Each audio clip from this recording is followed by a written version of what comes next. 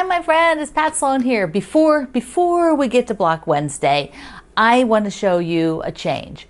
I decided to change the silo on the house for the last block of Will You Be My Neighbor? Because having it hang up here for several hours where it's right across from my desk, which is over here, and I was looking at it and just thought, as much as I like that plaid silo, with the single block, it didn't play as well in the full block. So look at this little clip. So as much as I love this block with the aqua and the very light silo, in the quilt it just looked too light. And I let it sit there for a little while, and as I was getting fabrics to put away from the bins, this was in that box. I hadn't used it. So I didn't have much. Guess it was just some sort of leftover piece, but I had enough, and it's not going to.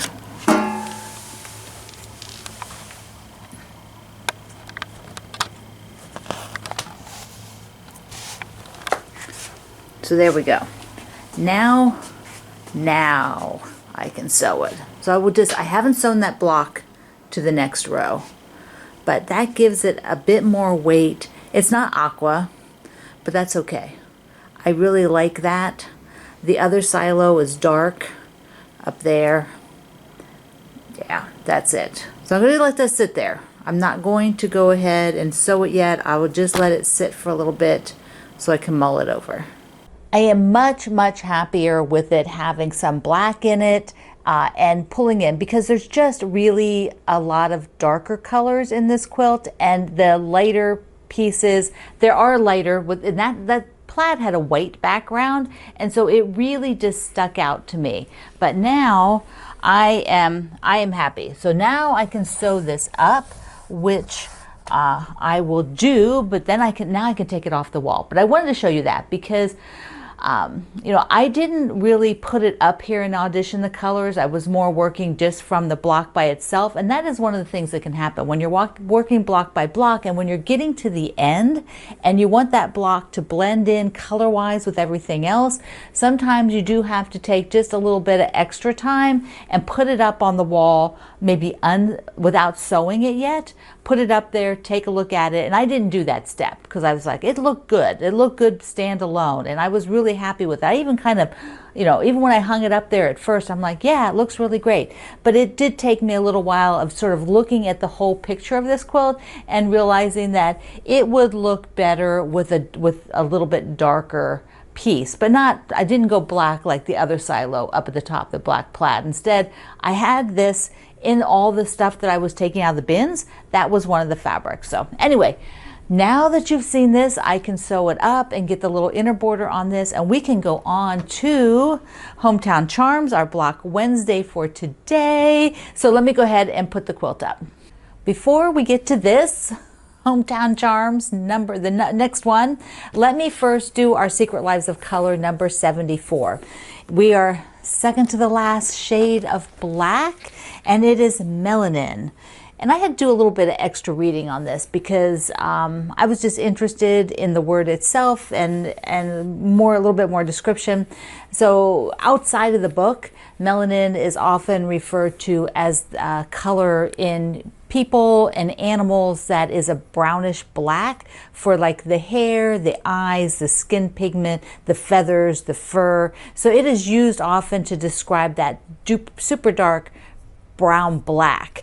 Now I don't have that. I didn't have a super dark brown black. That's kind of one of the ones I don't have. There was a lighter sort of brown black that I used in an earlier block, so I just went with black. That's the little block. But it's kind of interesting. It talks a bit about black animals in mythology and in sort of myths and stories, that kind of a thing. So super cute. Not cute. Super interesting chapter section on a shade of black. Again, a color I may have seen once or twice, but not something I normally think of for black. All right, here we go. Hometown Charms. We are on Good Neighbors because in the neighborhood Neighbors are what is there. That is, all of us have neighbors, no matter how rural you are or how urban you are. You're going to have a lot of them if you're urban and live in a densely populated area like I do, which is 1.2 million people in my county, or you might have neighbors that are spread out a couple of miles from you as the next person if you're out in a very rural area. Either way, they're still neighbors, and good neighbors are important. They are the cornerstone, I think, of society, because they are the ones that might be the closest to you if you need support. They are the ones that you see a lot. Besides maybe the people you work with in your immediate family, the person you see a lot could be your neighbor right next door. I have actually a shared driveway, so those neighbors I see a lot.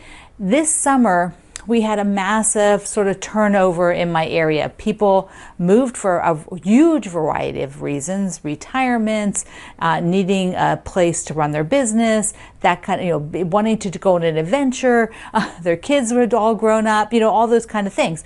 One neighbor had been there prior to us living here, so had lived there and been our friends the entire time we've lived here.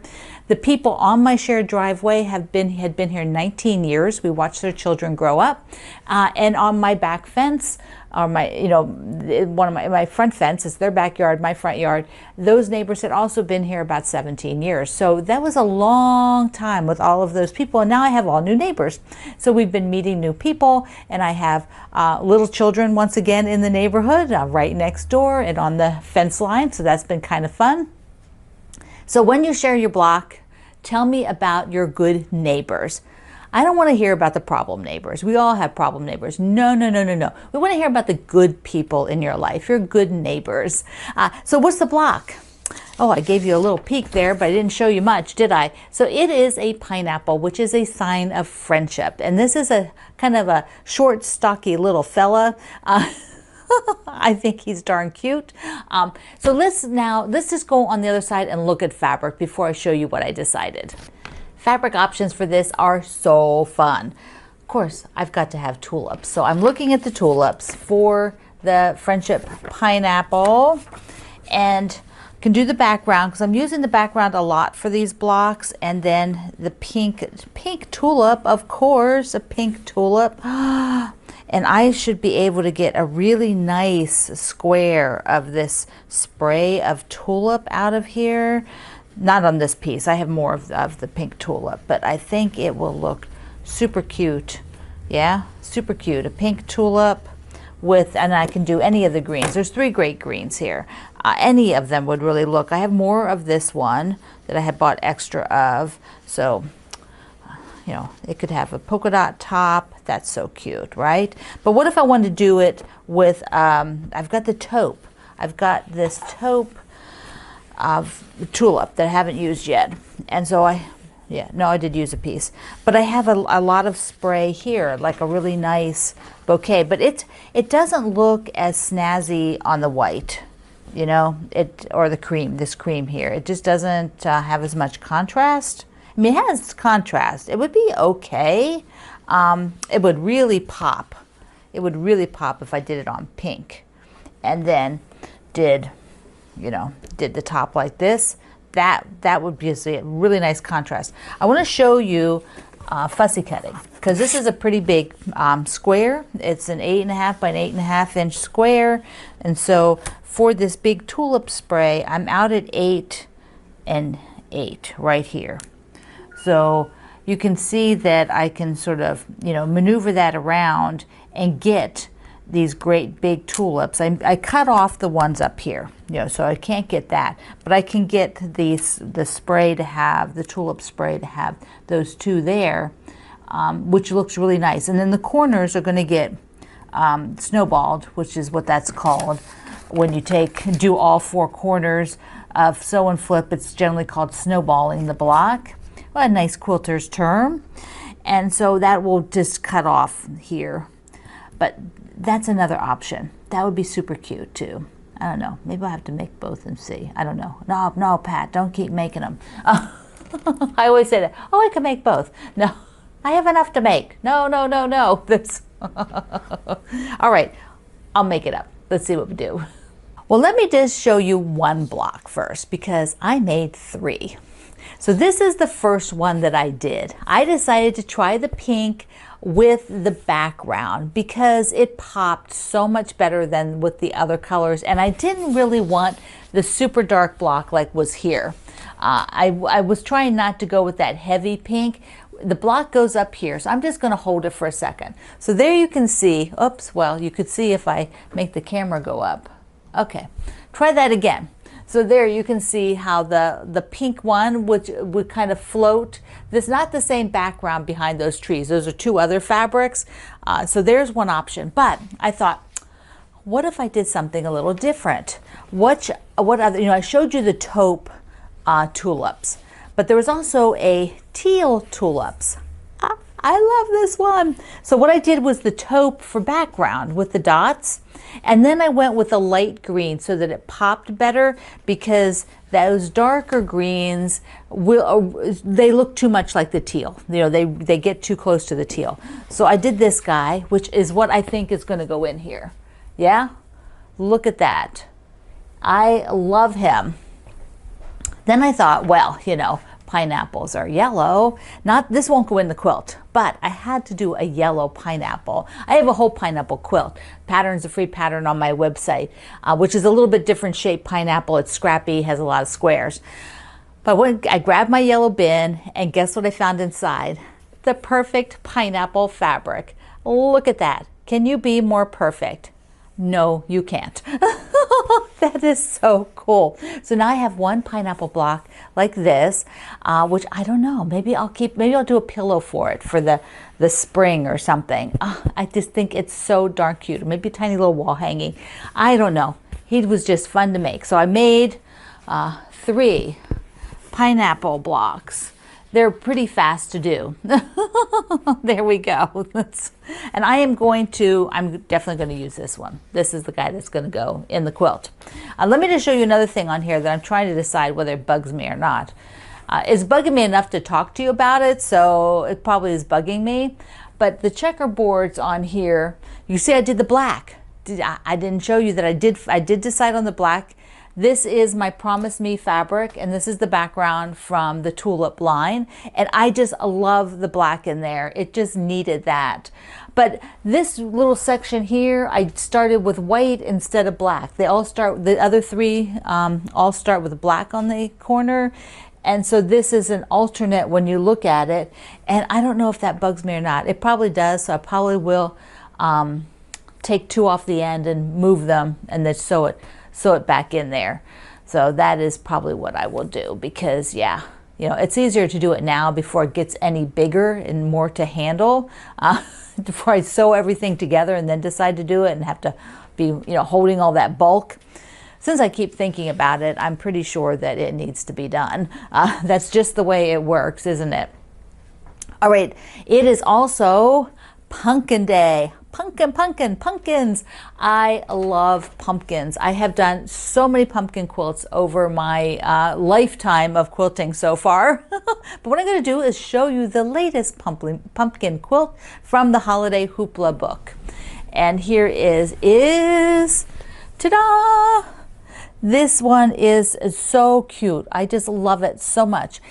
So fun to do the little blocks around the border, and it's scrappy. So the pumpkin is scrappy, and it has a little friendship star, and it is quilted with a pumpkin design. See, look at that. Can you see it? Look how cute that is. And remember that gingham binding I said I would do for the spooky? The ghosts and the pumpkins, there it is. That's the same binding. So I have that pulled aside. So there is my pumpkin quilt from the Holiday Hoopla book, for those of you who have it.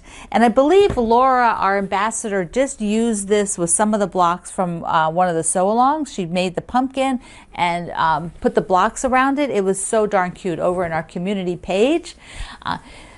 So if you have a pumpkin quilt, share your pumpkin quilt today. I would love to see it for Pumpkin Day. All right, I have a little mail call. Mail calls are always so good. Okay, this one is from South Dakota. and it is from Georgia and South Dakota. And the cutest thing is, look at the tape she had for the back of the letter. Isn't that a darling? I want that tape. So Georgia, tell me where you got the tape. And then she made, I think she made this. She made the little card. Look how cute that is. And it says trick or treat on the back. The little girl is so darling in her little pumpkin outfit. And then I got from Shelly in Texas that she sent me a super cute little card. Oh, get it out of here. Look, oh, see, there is a crow. And when you read the story today for The Secret Lives of Color, the crows are a special black animal that is in a lot of fables and myths. So there's a little crow on there. And I had admired her apple fabric, how she used it in her quilt. And so she sent me a piece. Isn't that pretty? I love it. Mwah. Thank you so much. Okay, today I want to hear about your good neighbors when you share your block today. Remember, share your story when you share your block instead of randomly, because the group is too big for that. So you need to share your block and share your story when you do that. In the comments here at YouTube, you can just share your story. So you can just do that here if you're not making the blocks. And what? You're not making the blocks? Shh, shh, don't say that. Okay, so here we go. This is what you're doing today. And if you have Secret Lives of Color that you are not caught up on, you do that too. So I love you. Mwah. Thank you for being here in the Sloan Zone. I will see you online.